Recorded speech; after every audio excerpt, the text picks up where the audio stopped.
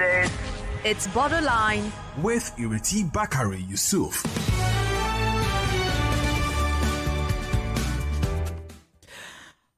Welcome back to Borderlines, the only show that takes you beyond borders.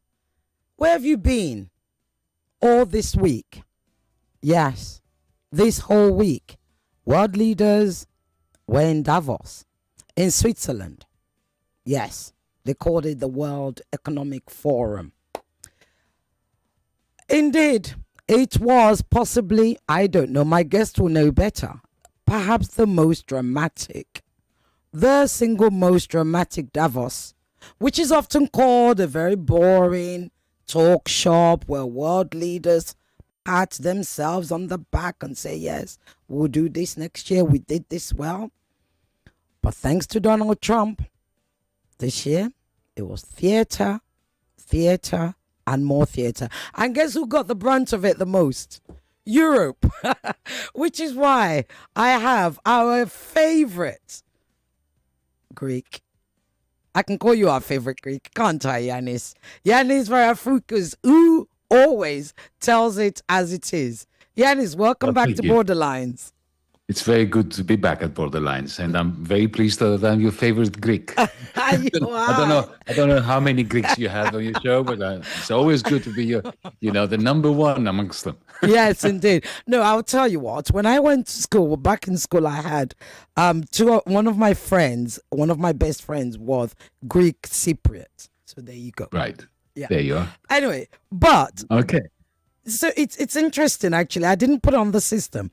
There was, during my lunch break and stuff, there was a video that I saw of Donald Trump in Greece. It obviously was AI, saying he's ready. I don't know whether you've seen it. I'll get it sent to you on WhatsApp. He's ready to buy Greece now. He's offered money, etc., etc. Now, Europe. What's the name? Your European banker, whose name has gone out of my head, said this afternoon during the final panel for Davos. She said Europe got the worst of, the brunt of the calling out, if you like. I paraphrase her, and she said we deserve it. Did Europe deserve it?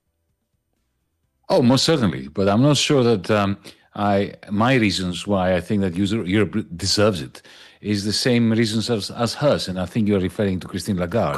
Lagarde, thank you. President of the European Central Bank. Yes. So she's right, but for the wrong reasons. What she wants to say is that, we deserve it because we haven't spent enough of weapons. We have not become an imperialist power like the United States. Therefore, what we need to do is we need to do a lot more of that. So that, in other words, these people cannot understand. They can't imagine that there's an alternative to being an imperialist hegemon. That, for instance, you could be independent of the United States without, emulating the military-industrial complex and spreading war and destruction around the world, like Europe has done. I mean, your country, your continent has been a perpetual victim of European colonialism and European hegemony. So what Mrs. Lagarde is saying is that, we have to become like we used to be. Let's make Europe great again. In other words, let's go and colonize a few more people, and then Donald Trump is going to respect us. So the reason why I think that Europe is totally to blame, because we've created this European Union. You've heard of our European Union, of right? course. We're very proud of it. And we spread a lie amongst our young. We teach them at school that the European Union was a creation by Europeans for the purposes of turning our back towards war, and that it is a peace project, and that it's all about cooperation and being lovely to one another and the rest of the world. None of that is true. The European Union was designed and implemented by Americans. It was the Americans who designed the European Union we now have. We can have a very long discussion about that. I've written a whole book about it. And it was in their interest to create a Europe that is utterly dependent on the United States. Europe was created to be dependent on the United States. And it was not just the Americans. The Americans had the plan and they implemented it. But of course, the ruling classes of Europe went along with that. I'll just give you one example, if I may. Please do. We created the competitor to the dollar, supposedly, the euro currency, right? It was never a competitor to the dollar. They created it in such a way as to make sure that it would never undermine the hegemony of the dollar, that it would only be subservient to the dollar. I mean, think about it. When the war in Ukraine began, a terrible war, firstly, the Europeans went along with anything that Washington said. Secondly, the Ukrainians and maybe some other agents, together with Americans, blew up a pipeline, the Nord Stream pipeline, that was taking natural gas from Russia to Germany. And that had a humongous cost for German industry. So German industrialists lost billions. They didn't say a word.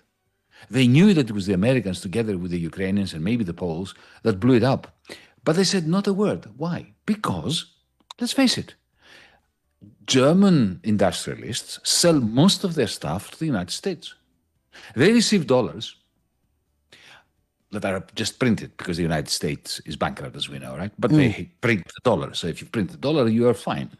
So Mercedes and BASF and all these large ThyssenKrupp German industrialists, they receive the dollars, and you know what they do with it? They take it back to New York, and they finance the American government.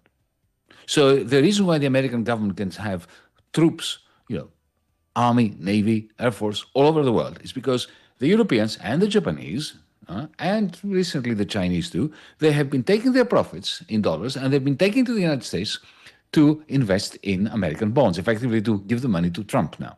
Before that, it was Biden. Or to buy real estate, to create real estate. Trump would not have been Trump if it wasn't for that. So essentially, the European Union was a vassal, a colony of the United States. And people like Christine Lagarde, whom you mentioned before, all their wealth and power has stemmed out of this subservience to the United States, playing second fiddle in this imperialist orchestra. This is what they've been doing. So if that's what she meant when she said that it's our fault, it's Europe's fault, she's right. But I very much fear that she just had, she was entertaining that dream, which for me is a nightmare, of Europe emulating in the United States and becoming another imperialist. It's or interesting. Becoming an imperialist again. This is one of the reasons why we love you to come on this show.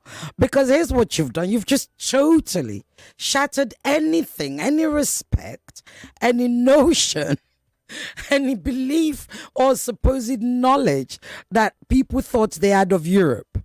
So I'm going to bring you back. and even me, I'm going to bring you back a little bit. Okay. Are you saying Europe was created deliberately to be subservient to the United States deliberately by intention? Of course. And, look, I used to be an academic before I got into this political activist kind of mode late in my life. So I've studied all that. I've been, as I said, I've written a book, actually two books. One was in 2011 called The Global Minotaur, and the second one was in 2016 called And the Weak Suffer What They Must. Especially in that second book, I studied the archives of the American Senate from the 1940s. I'm talking about the period between 1944 and 1946. And you simply need to read the transcripts of what they were saying in public or in committees, but not in private, not in secret, where they were actually working out what are they going to do with Europe. So remember, this is 1944. The war hasn't ended yet, but it was clear that the Allies would defeat Hitler. So they knew that they would inherit a broken Europe, a broken world, millions of bodies and wrecked economies. And the great worry that the Americans in government then had under Roosevelt, the New Dealers, That's what they call themselves, out of the New Deal. The great concern that they had, which is, I understand it was a very legitimate concern to have, is, okay, what happens when the war ends? And the American factories that were manufacturing guns and aircraft carriers and airplanes and bullets and missiles and all that, right? They were working at full speed. What happens when they are no longer producing all this stuff because the war is finished? And also when the men come back from the front, so the factories would be reducing output, reducing jobs, and the men would come back. The great worry that they had in 1944-45 was that they would go back to 1929, 1930, to the Great Depression. So they thought, okay, right, now what do we do about that? They said, okay, well, first thing we need to do is we make sure that the factories that produce aircraft carriers now produce Boeing airplanes for, civilian passenger planes. And that we, instead of making tanks, we make trucks. And instead of making, machine guns, we make washing machines, right?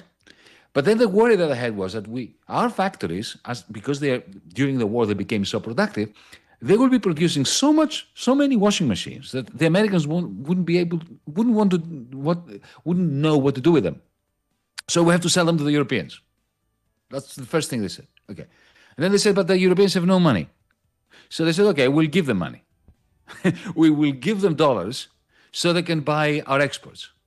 Okay. But they said, now, how can we give them dollars when they don't have any political structure? So, all right, we'll create a political structure. And they said, okay, we'll create a cartel. This, I can send you the documents from the 1944, from 1945. And you know what a cartel is, like OPEC. Of course, yeah. Petroleum export. Yeah. We will bind them together. We'll make sure they don't fight again, that the French and the Germans don't go to war again. Because we'll create a cartel and it will be jointly owned. And they will be making money in the process. So the cartel, the initial name of the European Union, you can check this on Wikipedia if you don't even need to read the Senate papers. The first name of the European Union was the European Communities of Coal and Steel. So it was a cartel for coal, for heavy industry. And that's, then they cut in the very rich farmers of the north of Europe, not the poor farmers, but the rich farmers. They gave them a part of the profits of that cartel, and that was a common agricultural policy. That's the European Union for you. It was totally designed by the Americans so that they could continue to export stuff to Europe. And they dollarized us, us Europeans. The so-called Marshall Aid Plan. Billions were given to Europeans, not because they were nice people, but because this was the only way that we could buy their washing machines and their cars. And that's how it was set up. I mean, that's not necessarily a bad thing. I'm not presenting it as something terrible. No, but that's the history of the European Union. But ever since, the European Union has been a vassal continent to the United States. And at some point, you know what happened? A president comes in, slightly mad, Donald Trump, and says, you know what, I don't care about you anymore. I don't need you anymore. Now I have big tech. I don't care about steel. I don't care about aluminum and cars and stuff like that. I don't want to buy yours. If you want, you can come to America and produce your cars and your steel and your aluminum here in America. I will slap huge tariffs on you, and I'm going to, just wipe the floor clean with you. And you can see them. You saw the pictures of our European leaders, not in Davos, but a few months earlier, in the Oval Office, in the White House. Of course, yeah. They were sitting around like pupils in a primary school. And Donald Trump was doing this to them. And they called him Daddy. Remember? Mark Rutte. Mark Rutte called him Daddy. Yes. Of Holland. He said, Daddy knows best. What else need I add? I don't need to add anything else, do I? And he will never live it down because Trump will never forget it. But here we are. And now the same Donald Trump has shown the world that he doesn't respect any sovereignty. Like, there are no borders for him as far as he's concerned. If the United States want, the United States should have. Greenland is now his latest victim, the people of Greenland. Surprisingly, Europe stood up to him. But what do you think would have happened if they didn't? Or are you going to say they didn't? Perhaps that's what you think. Oh, look, They put up a meager, little pathetic fight. He's going to get Greenland anyway. It's, In he's what not- way? Well, they've already agreed with him that, look, you know what the deal is? What is the framework? Yeah. The deal is very simple. We will give you leasehold for the whole of Greenland. A bit. You remember what happened to Guantanamo Bay? Of course, yeah. In Cuba, right? Yeah. Now, Guantanamo Bay is supposed to be Cuba. I mean, Yeah. officially it belongs to Cuba, but America has an infinite lease on it. So essentially, it's American ground. This is what's going to happen to Greenland. But allow me to make a couple of points in response to your question and to the way you framed it. Well, firstly, let us not exaggerate the novelty of Donald Trump. You said that now he doesn't respect sovereignty and borders. Well, no American ever did. No American president ever did. They invaded any country they felt like. They overthrew any government they didn't appreciate entirely. Even some ones that they did appreciate, but not entirely. They killed Lumumba, right? I grew up in a fascist dictatorship here in Greece because it was a government that the CIA imposed after overthrowing our government. They killed Allende in Chile. They invaded Iraq. They invaded Afghanistan. They destroyed Libya. They destroyed Syria. Donald Trump is not the first American president who doesn't respect sovereignty or international law. None of them did. They are all, ever since the 1940s, the end of the Second World War, I don't think there was a single American president who didn't commit one war crime or another. Not a single one of them. The difference is Donald Trump doesn't mind it. He doesn't cover it. He doesn't cover it up. He says, you know what? Bush was it was clear that it was a lie. But he was legitimizing his invasion of Iraq by saying, there are weapons of mass destruction. He knew that they weren't any, but he just needed to wrap it up in some kind of cloak of acceptability. Clinton, the same. Obama, the same. They were all fighting for freedom, supposedly, right?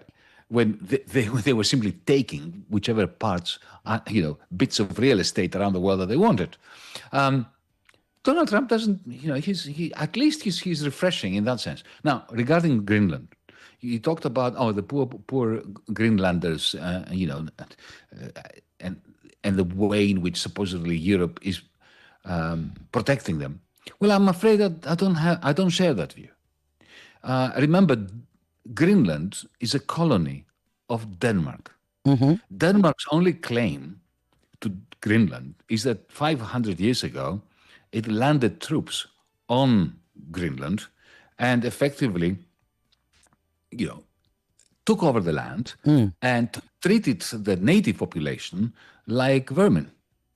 Up until very recently, women in Greenland were being sterilized without their consent by racist Danish officials that looked at them like, rats that had to be exterminated.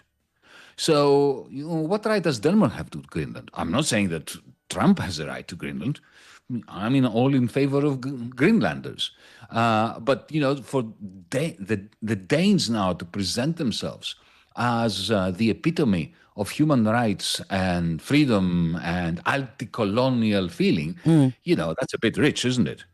Well, indeed. But of course, we also have to say, and I have to pull you up on this, Greenland did have a referendum, right? So they became semi-autonomous. But they chose to keep the relationship, if you like, going with Denmark.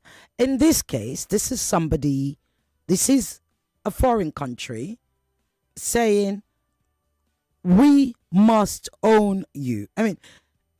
For those of us who are from the global south, when you hear that somebody, a country wants to own another country, all you think about is slavery. Yeah, you're quite right. Look, don't get me wrong. I'm not suggesting that Donald Trump has any right to claim Greenland. He's got no right whatsoever, and we must all rise up and fight him. Okay, so let's be clear on that. But you mentioned the referendum. Now, because I looked into it at the time when it was held in Greenland, The vast majority of Greenlanders wanted to cut all ties from Denmark. But Denmark had actually threatened them with economic measures that would have destroyed them. Let me remind you, or tell our audience, maybe you don't know that. Please, yeah. That Denmark is, of course, a member of the European Union, but Greenland is not. And the reason why Greenland is not a member of the European Union is because the Europeans imposed upon them a certain set of conditions. You know, the only industry that the Greenlanders have is fishing, right? I mean, they can't grow anything. It's ice. So fish is all they can, make a living out of. So the Europeans tried to essentially to take away their fish stock, to allow European vessels to go up there and plunder it all. And the Greenlanders rose up against Denmark and the Europeans, the rest of the European Union, and said no to that. And then the compromise was this referendum whereby they were kept under the umbrella of the Danish kingdom, but they were not part of the European Union, so as to be able to keep their fish stocks. And the deal between the Greenlanders and Denmark was that, okay, we will be autonomous, we will run our own affairs, you will have access to Greenland in terms of defense policy. In other words, your military is going to be able to control Greenland, and you are going to give us some money because, during 100 years of the occupation, or 300 years of the occupation of Greenland by the Danes simply destroyed any capacity that the Greenlanders had of being truly financially autonomous. So this is a typical case of colonialism by the Danes. And I don't think that either you or me or any of our people, friends and comrades and so on, should take sides on this. It's, we must oppose Trump, but at the same time, we must not forget the crimes against the Greenlanders that Europeans and the Danes perpetrated. Especially, as a woman. Yeah. Think about it. They were sterilizing women.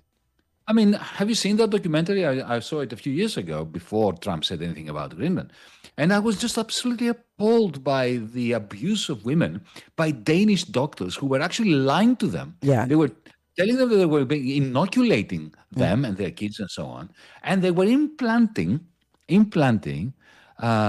sterilization devices in their wombs. Now, that's, civilized Europe doing this. Indeed. I can't forgive and I can't forget. Indeed. Don't get me wrong.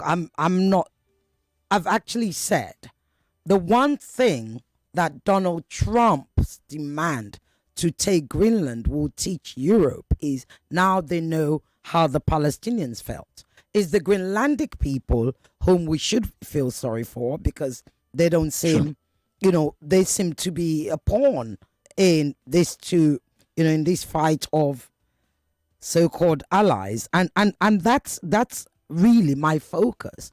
Is that I saw a poll where it said 85% of Greenlanders said they do not want to be part of America.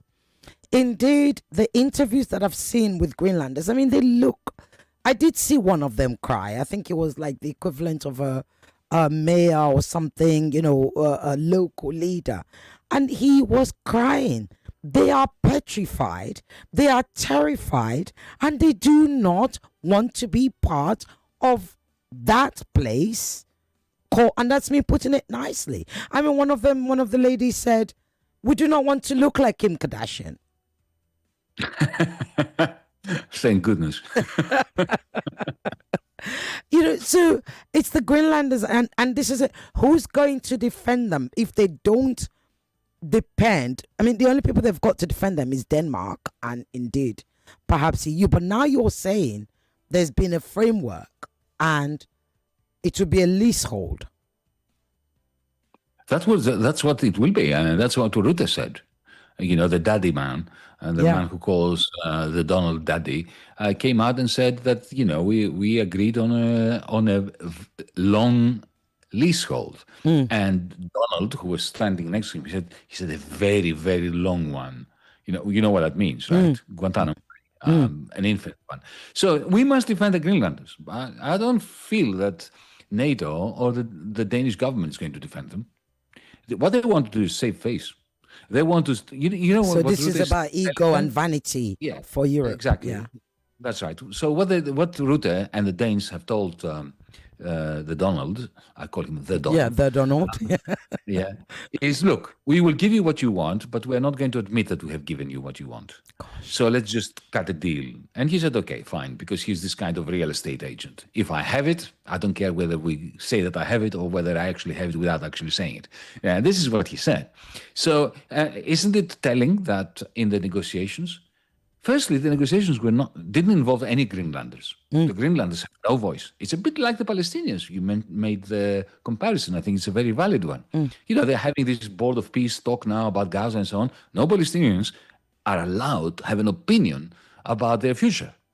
And similarly with the Greenlanders. The Danes are speaking on behalf of the Greenlanders, but they're not allowing any elected Greenlanders to be with them. Not one. But not even that. The deal was cut between Rutte and The Donald. and Donald, And his without daddy. the consent of the Danish government. Wow. which would explain then why the PM, the Greenland, the Prime Minister of Greenland said in his press conference, I don't know what's in the detail. We haven't been told. I wasn't aware of it. I mean, I wasn't involved with the discussions.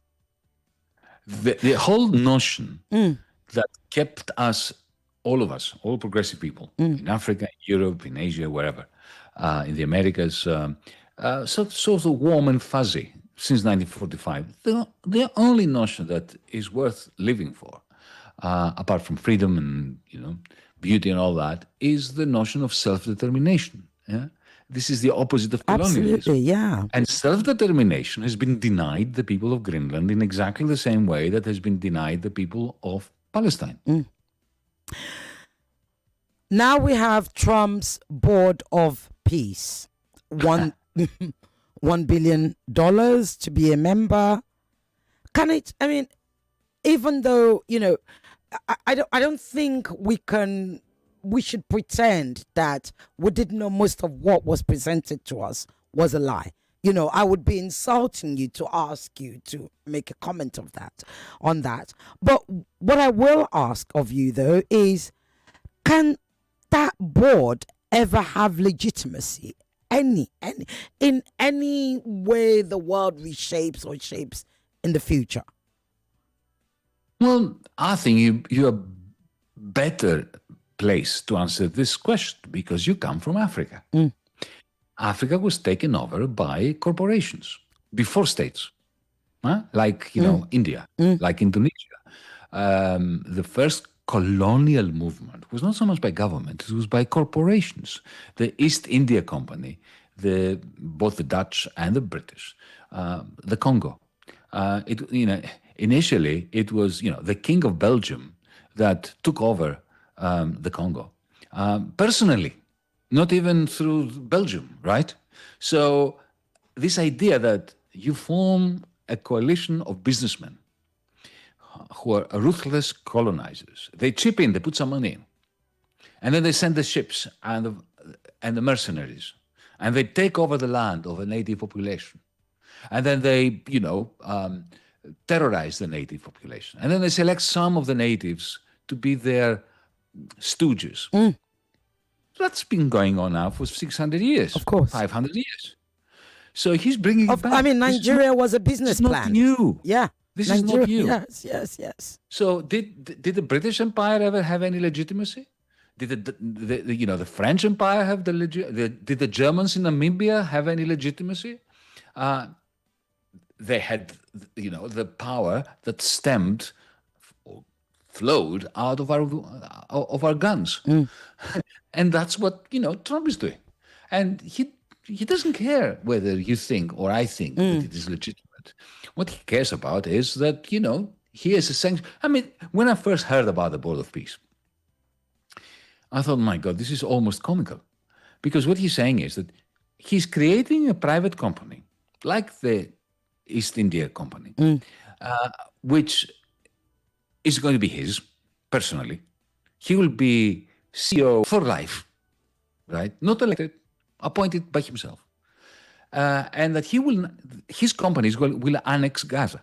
That's what he said. Essentially annexed, not by a private company that he will not put the money down for, and others will.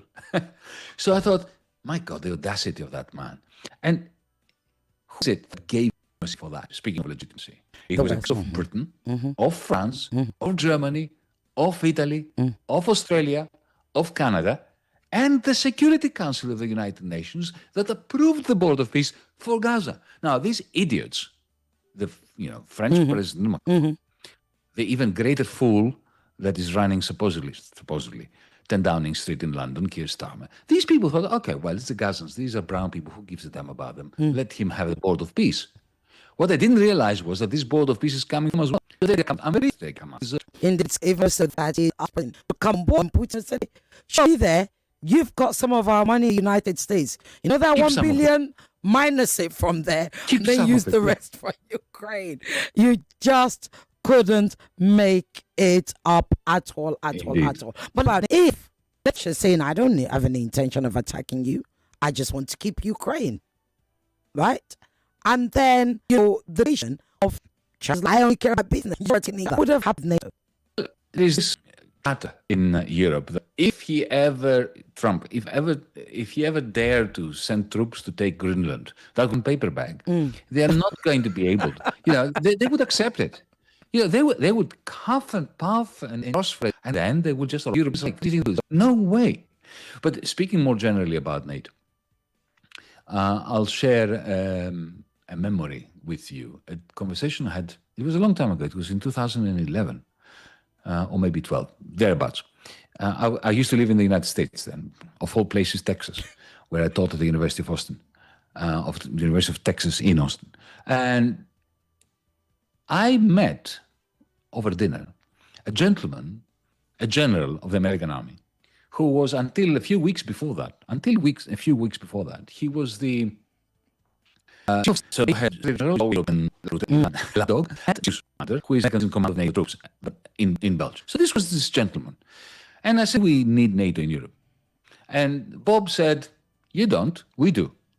I said, please explain. And he said, well, you're better off without us, but we need to be there for 3 reasons. I said, yes, okay, articulate them. What are the 3 reasons? He said, first, we need to keep pushing the Russians to do something that will give us a reason to be in Europe. Secondly, forever. Thirdly, keep the. This was the response of the chief of staff of NATO. Right now, to cut a very long story short, NATO is like a mafia, or maybe I should be more specific. NATO is like the mafia. What is the business model of the mafia? I'm not saying this in order to badmouth NATO. I'm not using the mafia as a term of abuse. I'm being very analytical here. There is a business model.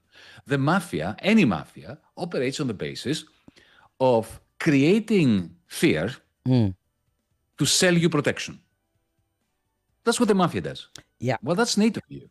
In the 1990s, Moscow, Russian governments were totally placid. The Yeltsin governments, the Chubai's prime ministership, that government, they really wanted nothing more than to roll over, to do anything that the Americans and the West wanted of them. Even Putin himself, when he was first prime minister, and then even when he was president initially, he proposed, do you remember that? He proposed that Russia should join NATO. And the Americans were aghast because what the Americans want, look, the American economy is based on the military-industrial complex. They need to build a lot of weaponry to keep the macroeconomic process going in the United States. Now, they need enemies for that because how will they explain to Congress, that they need trillions and trillions and trillions? Then they need to have enemies. They need to create fear. And that fear then has to be transformed to Europe so that the Europeans keep buying stuff and they let the American bases run. So even if God and her angels were to descend upon Moscow and Beijing and take over, imagine Russia and China being run by angels. That would be the greatest nightmare of Washington. Because, then they wouldn't be able to justify all these weapons. Indeed. So, There we are. There we are. That doesn't mean that Putin is an angel, by the way. No, right? no, no. It Don't doesn't. Angels would object. That's what I can say. Angels would object. But you do situate it very well. And you bring me to my next point, as we're fast running out of time, is what is the world shaping out? You know, multipolarism has become a buzzword. No one's anybody's friends anymore. Everybody's going independent. You know, and indeed, I think Africa at this particular moment is losing an opportunity or missing an opportunity. The opportunity to be truly standalone and work and be friends with whoever they want to be friends with. Although the Minister of Finance for Nigeria did say, look, the wars, Europe's war with Europe is not our business. We're friends with everybody. I mean, I'll paraphrase him. What is Africa doing wrong? And I know you might say, oh, I don't want to be... You are you don't like being called an expert, but something of an economic expert. Then let me put it like that. What is Africa doing wrong before I go to my next question? Well, it's doing the same things wrong that my people here in Greece are doing wrong. And so, you know, what we're doing is we are allowing a ruling class, a tiny ruling class in our countries, to multiply and reproduce their own wealth through subservience to the same Western conglomerates that are devastating us financially and ecologically. So essentially we have neocolonialism. You have neocolonialism in your countries. We have neocolonialism here. Do you think the people of Greece, my country, are in control of our resources? Nothing that matters in this country of mine. So, you know, because I don't want to be lecturing Africans. I mean, you've had enough of that for 500 years now from Europeans, right? So I'm going to speak about us. I'm going to be self-critical about my people, and I think that what I will say applies to Africa, not just Nigeria, but to, you know, every country. So every resource that we have in this country, every asset that we have of value, has been taken over by some multinational company, which is usually registered in Delaware with a bank account in the Cayman Islands. And it's part of, you know, the American dollarized circuit of capital. And they, you know, we elect them because essentially our elections give us an opportunity to choose between two major factions of the same ruling class that really don't give a damn about our countries. And so we choose, is it this faction or that faction, representing the interests of a ruling class, which is completely in cahoots with dollarized American capital or European dollarized capital. But then you have those who would say to people like you, oh, you know, they're just leftists, you know, they're socialists. They don't understand how the world works. And those, I mean, I'm getting calls now. I'll be picking up your calls in a moment. How the world works, etc., etc. Indeed, actually, I am reminded of the speech, and I thought curiously, Mark Carney's speech picked from Václav Havel's 1979 essay, Power of the Powerless, which was pretty much anti-communism. And then when I chose to check what was going on in Africa around 1970s, every other African country was either socialist or communist. Well, more socialist than communist. And of course, the imperialists were coming after them. Well, you know what? When I hear the statements that Ethiopia, let's say, was communist because of Mengistu, and indeed his very good relationship with the Soviet Union, I despair. It's like, I'm not a Christian. I'm an atheist. I declare that so that you know where I'm coming from. That works. Yeah. But it's like, you know, saying that a Christian has to be responsible for the Spanish Inquisition and for the burning of women as witches. That's not what Christ was about. It's not what Christians are about. It's like saying that, you know, if you're a socialist, you have to apologize for Mengistu or for, you know, Ceausescu in Romania or for Stalin in Russia. I mean, okay, yeah, I am a socialist. I declare that. You know why? Because this is how I understand the world. I only understand the world. How do you understand it? How do the people who accuse me of being a socialist understand the world? You mentioned McCartney, so as not to move in a very, very long debate about socialism, capitalism. Yeah, I'm going to give you a minute to wrap that. I Yeah, thought go that on. McCartney's speech was fantastic. The first part. This first part was great. And this is, I could have given it. I wish I had given it. It was a pure analysis based on the same kind of principles, that left-wing principles that I have. And then he says, okay, now this is what we must do. And that's where he falls flat on his face. Because what he's talking about is some kind of alliance of middle powers. Now, what are the middle powers? It's not Nigeria. It's not Greece. Not. Nope. It's not the Congo. It's not the Palestinians. There's no interest in any of that. It is Britain, and it is Germany, and it is Australia. But these, go to Australia. I'm an Australian as well. I have an Australian passport. What you find there is 3 or 4 conglomerates running the country on behalf of American capital.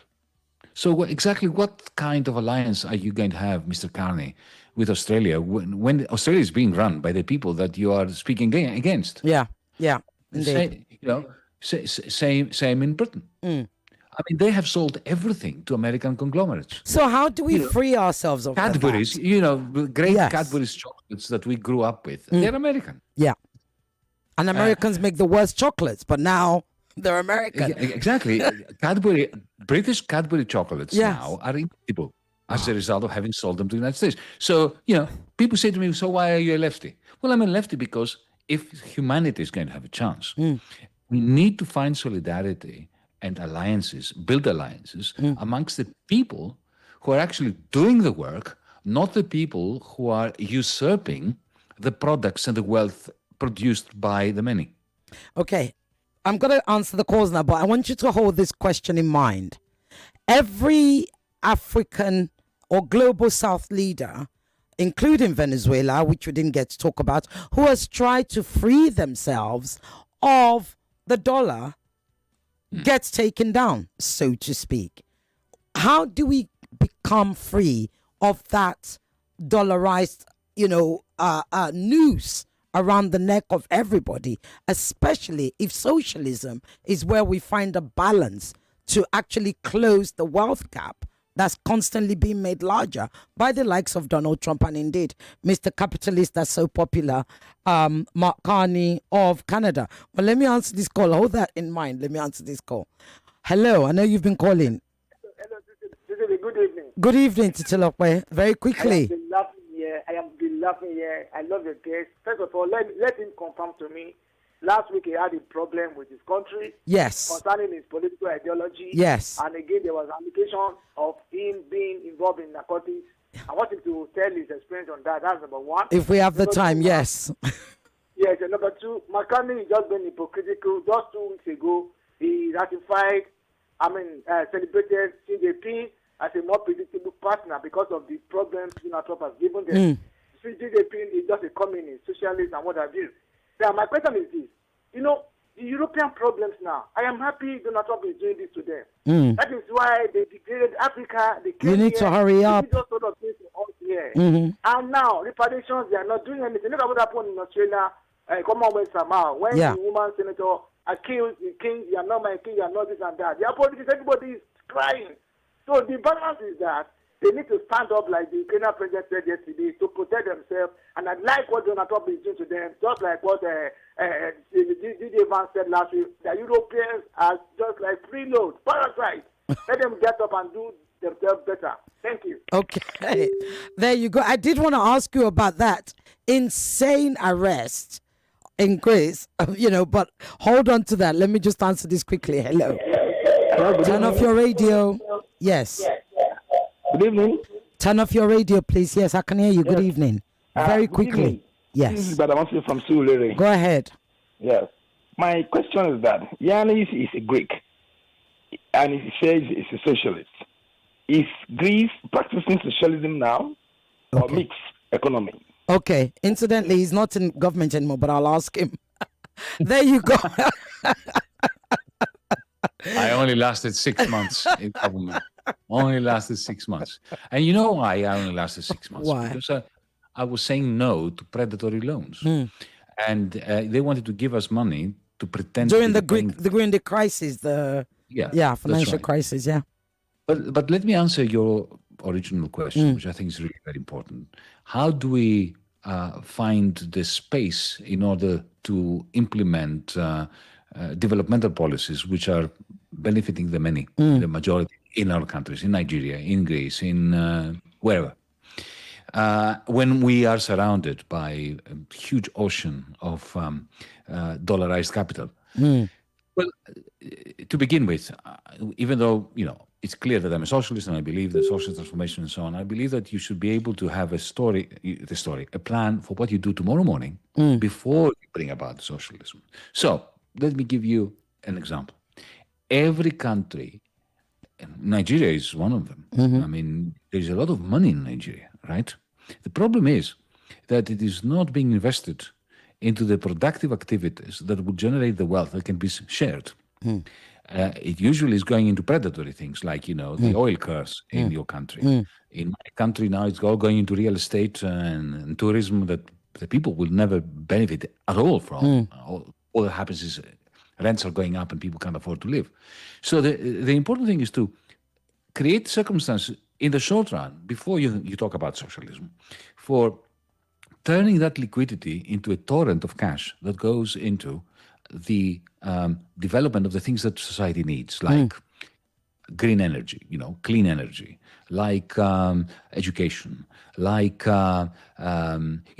batteries that are going to be the diesel engines of the future. Already they are the diesel engines of the future. To do this in collaboration with companies, whether they're Chinese or even European or whatever, that you can cut a deal with. The Chinese were really very good at doing that 20, 30 years ago. They went to Mercedes-Benz and Volkswagen and said, okay, what do you want from us? We will give you this, okay?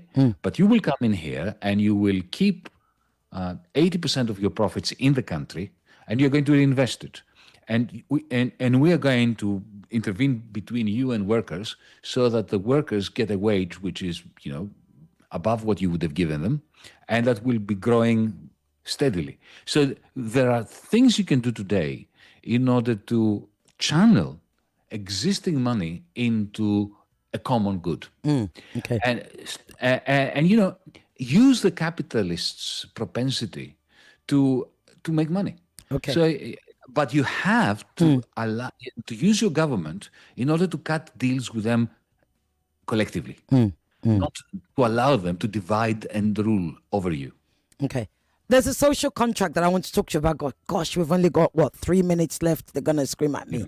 So Titilokpa did ask, and I was going to ask about, if you can tell us in 30 seconds, this insane arrest that happened. You told the truth to young people, told them not to do drugs. Next thing, you've got a knock on your door. Why? It's really very simple. Really very simple. I've spoken out against particular oligarchic interests. Right. In Parliament, I exposed the corruption of particular people who were given large chunks of the electricity grid, of the telephone system, of railways, and so on. And these people loathe me.